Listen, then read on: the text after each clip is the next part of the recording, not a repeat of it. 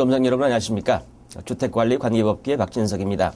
이번 시간은 첫 시간으로서 주택관리관계법규에 속하는 법률이 몇 개가 있으며 각 법률별로 출제 비율 그리고 간단하게나마 공부 방법을 살펴보고요.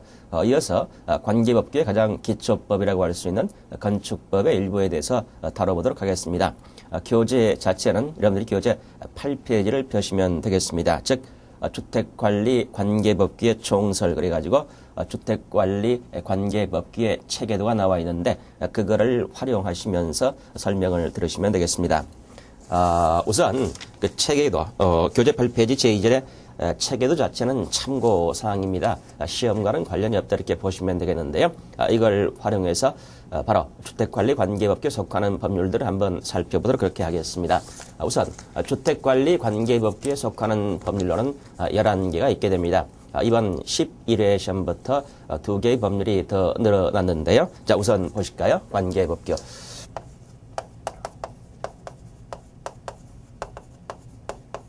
자, 우선 우리 교재의 순서대로 법률 명칭을 한번 쭉 살펴볼까요? 11개 법률인데요. 먼저 주택법이라고 하는 법이 있습니다. 자, 우리 주택 관리와 관련돼서 가장 중요한 그런 법률이고요. 그래서 주택의 건설, 공급, 관리 전반에 대해서 규정을 둡니다. 실제 시험에서도 40문제 가운데 15문제 내지 16문제가 출제되는 가장 중요한 법률. 그래서 이 법률만 제대로 해도 바로 과락을 면하는 데는 아무런 문제가 없겠죠. 가장 중요하게 다뤄야 되겠습니다. 자, 이어서 건축법이 나오는데 이 건축법도 주택법 다음으로 중요한 법률을 이렇게 보시면 됩니다. 실제 시험에서 8문제 내지 9문제 정도가 출제가 되는데 바로 건축물 일반에 대해서 규정을 두게 됩니다.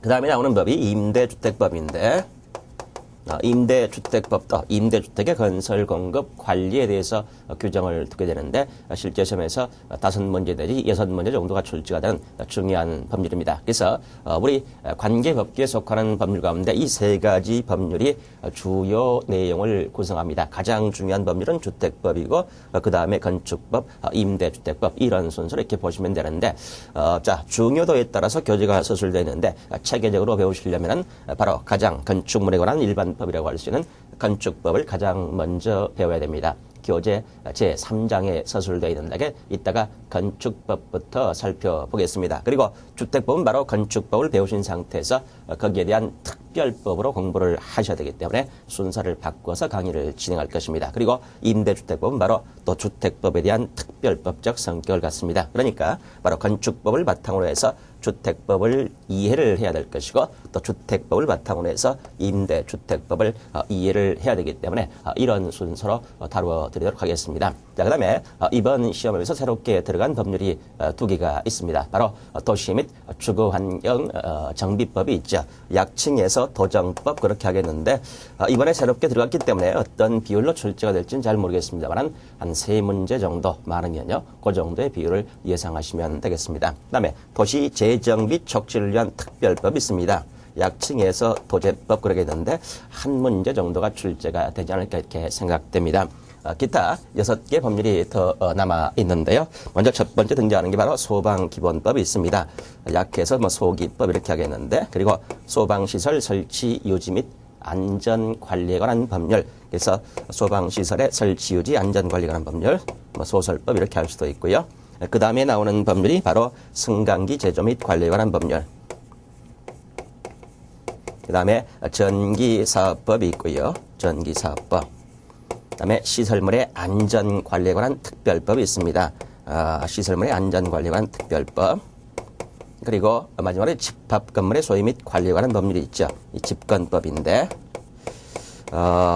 여기 바로 도정법이 한 3문제 정도면은 이 밑에 법률들은 한 문제 정도씩 이렇게 보시면 됩니다. 그래서 실제 시험에서도 거의 중요하게 다뤄지진 않는데요. 간단하게 살펴보면 되겠습니다. 그래서 11개 법률이 우리 주택관리관계법규에 속하고 있는데 가장 중점을 둬야 될 법률은 건축법, 주택법, 임대주택법이고 그 다음에 이 도정법, 도시 및 주거환경 정비법 정도를 신경을 좀 써서 살펴두시면 실제 시험을 대비하는데 아무런 문제가 없을 겁니다. 즉 실제 시험이라고 하는 게 우리가 만점을 맞기 위한 목적이 아니고요.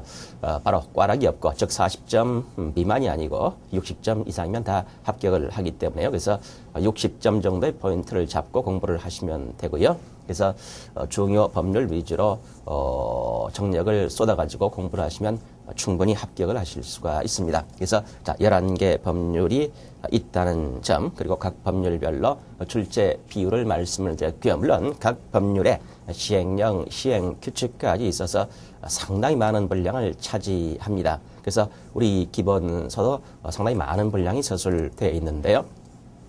물론 그거를 샅샅이 살펴볼 필요는 없습니다. 그래서 제가 실제 강의를 할 때 교재 내용을 많이 걸러내게 될 겁니다. 그래서 바로 이런 부호를 사용을 할 겁니다. 정밀하게 사용을 할 건데요. 어떤 파트는 별표를 이렇게 2개 하시란 말이죠. 또 어떤 파트는 별표를 하나 하시라.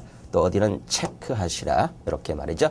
일단 별표 2개짜리는 대단히 중요합니다. 실제 시험에서 독립된 문제로 출제가 될 가능성이 많다는 의미고, 또 하나가 이 별표 하나짜리는 독립된 문제는 아니라고 할지라도 한두 개의 지문 정도로 충분히 출제될 가능성이 있다든가, 또 연결고리 역할을 하는 내용들이니까 중요합니다. 그리고 체크하실 사항들은 주의 깊게 보실 사항들이 되겠습니다. 또 많은 부분에 있어서 제가 참고라고 이렇게 할 겁니다. 참고.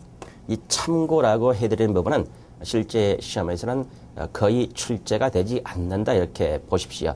사실상은 보실 필요가 없는 파트가 되겠습니다.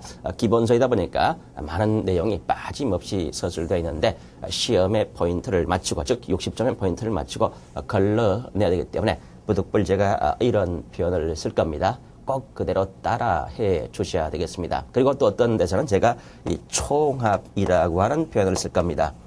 이 표현은 앞뒤 내용이 총합 정리가 되어 있기 때문에 강의 순서에서는 다르지 않습니다. 그러니까 앞의 내용과 뒤의 내용을 전체를 배워야만이 이해하실 수가 있기 때문에 앞뒤 내용을 배우신 상태에서 여러분들이 정리를 하셔야 될 그럴 파트입니다. 그래서 이런 부호들을 자주 사용을 할 거니까 꼭 그대로 따라 하시고 부호들의 의미를 생각하시면서 강의를 들으시면 되겠습니다. 그리고 이 관계법규는 바로 법률 과목이 됩니다. 그래서 여러분들이 법률 과목을 공부하실 때 일종의 공부 방법을 항상 염두에 두시고 읽어 내려가신다면 어려운 내용들을 다소나마 쉽게 좀 풀어갈 수가 있는데, 항상 법률 과목을 공부하실 때는 여러분들이 이렇게 정독을 하셔야 됩니다. 이 토시 하나를 가지고 의미 하나를 가지고 해설이 달라지고 또 의미가 달라지기 때문에 항상 정독을 하셔야 됩니다. 이 정독이 바로 이해와 관련되어 있다 이렇게 보시고요. 이런 상태에서 당연히 반복을 하셔야 되겠죠. 반복을요. 그래서 이 반복이 바로 암기와 관련되어 있습니다. 그런데 우리 주택관리관리법규는 실무법이다 보니까 이 암기사항이 대단히 많은 게 사실입니다. 그래서 이런 암기사항을 어떻게 해결할 것인가, 특히 수치 관련 암기사항이 즐겨 출제가 되는데요. 물론 처음 단계에서 수치 관련 암기사항을 모두 다 암기하시려고 하실 필요는 없습니다. 이론을 들으실 때는 항상 이해에 중점을 두시고 암기사항은 그런 게 있다. 그리고 암기법이 동원이 돼야 될 것들은 그 암기법 정도를 체크를 해두시고 넘어가시고요. 나중에 문제풀이를 통해서 또 모의고사 문제를 통해서 암기사항을 숙지하실 필요가 있습니다. 그러니까 처음 단계에서 암기사항에 너무 신경을 쓰지 마십시오. 그런데 제 강의에 있어서는 암기사항은 2가지 방법으로 제가 해결을 해드리겠습니다. 항상 요거는 체계를 잡아서 암기사항의 한 50% 정도가 실제로 해결되는 효과가 있습니다. 이 법은 항상 체계적으로 입법이 됩니다. 그래서 그 체계를 잡게 되면 암기할 필요가 없는 게 50%가 걸러진다 이렇게 보십시오. 자, 나머지 암기 사항들은 말이죠. 바로 이 입으로 해결을 해야 됩니다. 즉, 두 문자, 여러 가지 표현을 쓰는데 두 문자 시스템, 코드화 시스템. 그래서 그런 것들을 내가 곳곳에서 동원을 해드릴 테니까 암기사항. 그래서 이렇게 쭉 하시면 정독하고 반복을 하시면 당연히 우리가 시험에서 바로 합격을 하시겠죠. 그래서 이런 공부법을 항상 선택을 하시고요.